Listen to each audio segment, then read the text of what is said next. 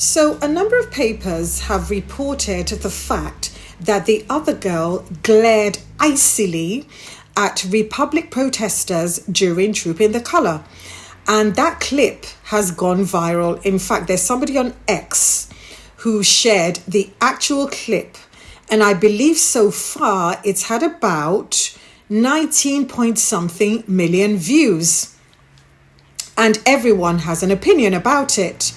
And we know that the usual suspects, they've covered it from The Express, The Sun, GB News, The Daily Mail, and the icy glare has actually become the image of the weekend, alongside the trapped coat and the Duke of Kent alone with his phone.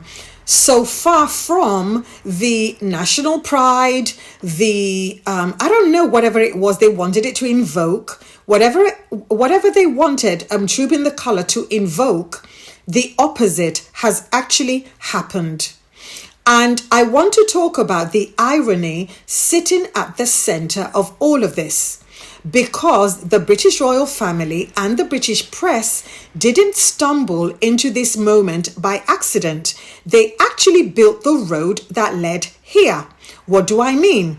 So, for years, the institutional machinery around the palace encouraged, amplified, and rewarded public hostility towards Harry and Meghan. The booing at events, the negative chants, the protests outside their home in Windsor, people literally travelling all the way to Montecito to carry placards. Yes, the North remembers the early days when Harry and Meghan were minding their business and trying to keep their heads down. We know exactly what the press encouraged, and we saw it, and our hearts literally broke for them.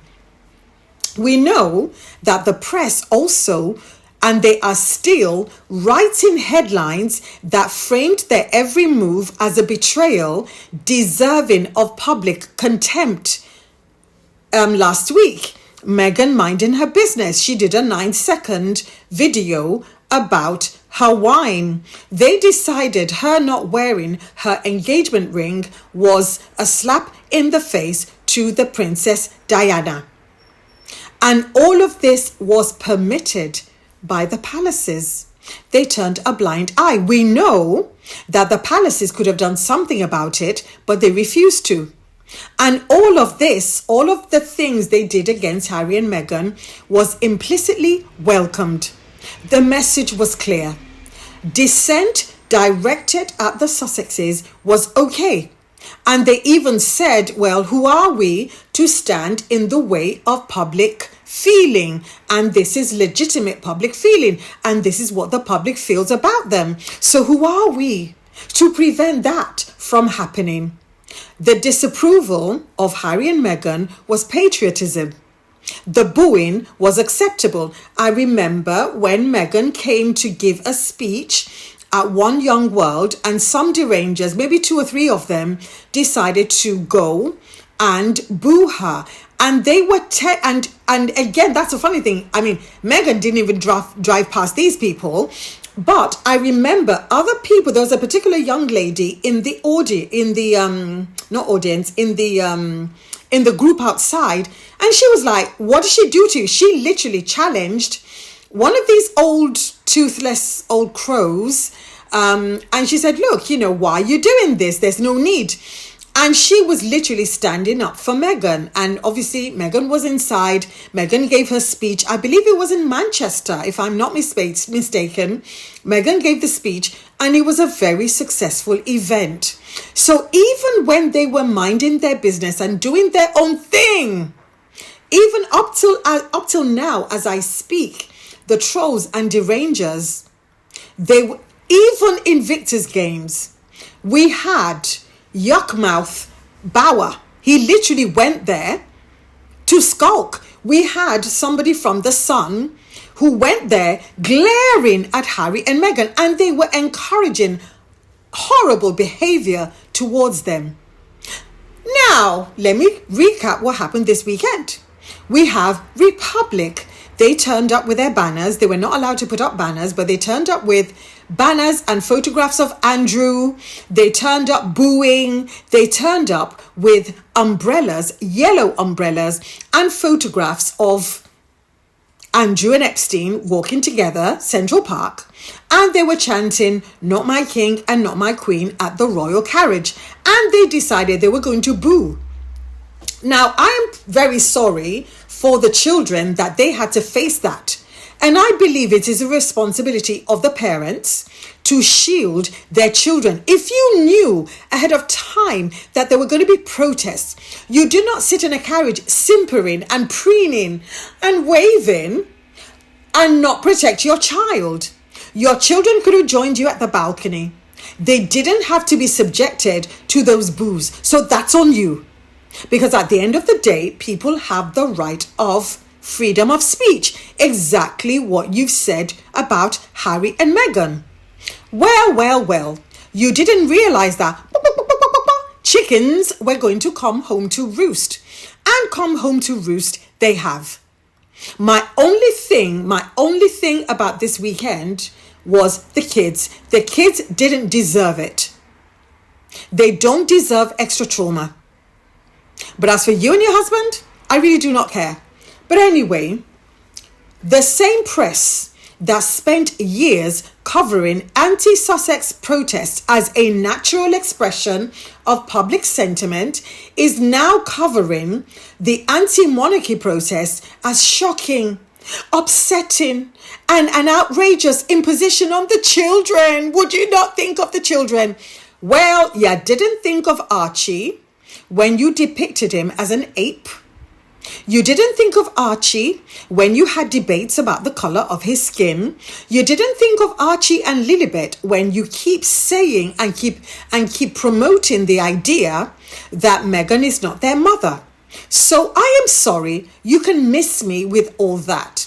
The children should have been protected by their parents. They didn't have to be put on display in that carriage. Because this is what's happening when you normalize booing, public booing of royals. You cannot draw a line around which royals deserve it. Once you encourage crowds to express contempt for members of the institution, you cannot then act surprised when the crowd decides which members they feel contempt for. This is what is happening. You cannot order us. This is not, even in North Korea, people feel the way they feel. People feel that the monarchy is doing nothing about their suffering, about their plight, that the monarchy is using them for optics. People are feeling the way they feel. And I've said it so many times, I've said it for years. The monarchy is underestimating the level of anger that the people have towards them. And trooping the colour, I don't think this year's trooping was aimed at the people of the UK. It was aimed at the tourists. Because the people of the UK were not enthused, were not excited, were not even bothered about trooping as they used to be in previous years.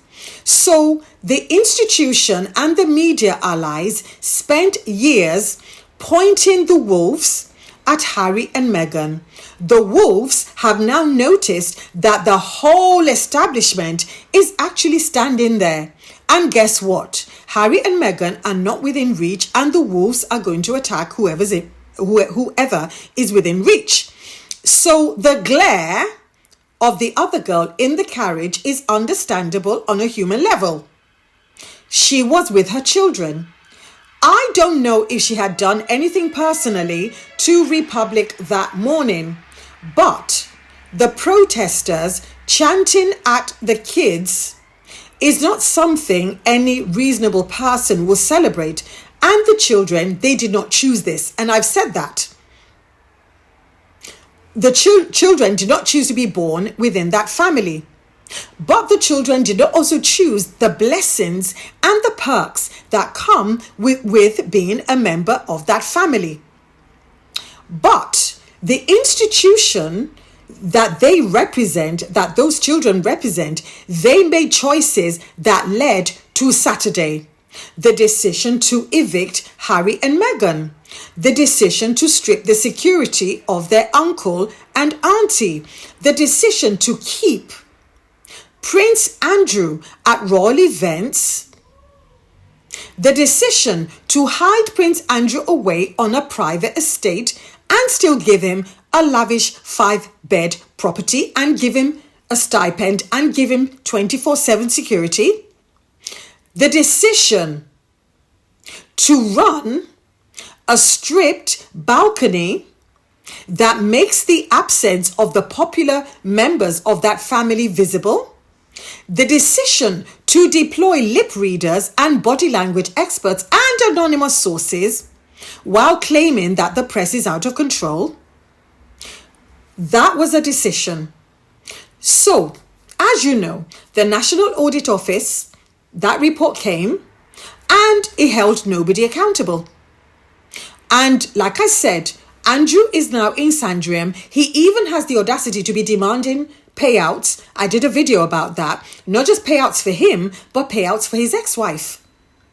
And the Home Office they still haven't confirmed security for Harry's July visit.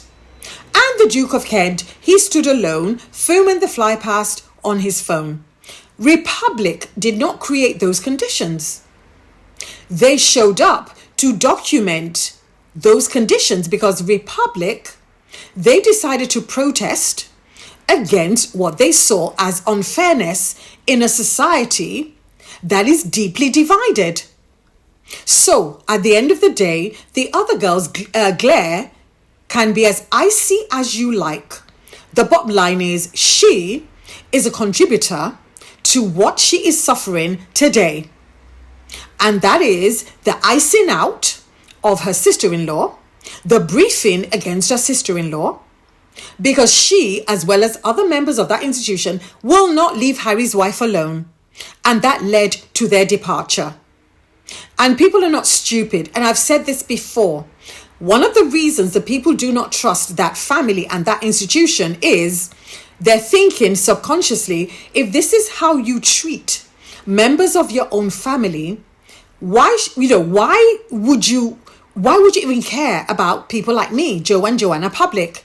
Because you don't. Because you only use us for optics.